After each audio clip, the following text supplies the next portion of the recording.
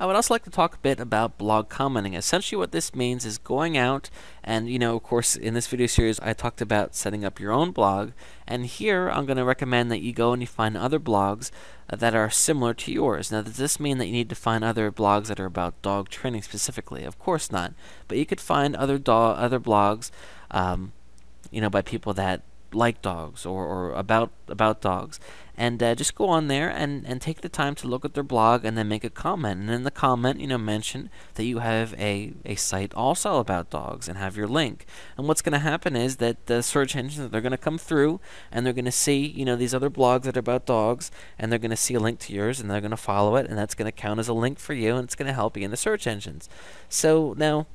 one thing that I do want to mention is if you just go to somebody's blog and say, check out my site, or even just worse, post your link, they're going to take one look at it and say, this is spam, they're going to delete it, and they're not going to be very happy with you. I don't recommend doing that. I would strongly suggest that you find blogs that are related to yours and take the time to read the blog and then make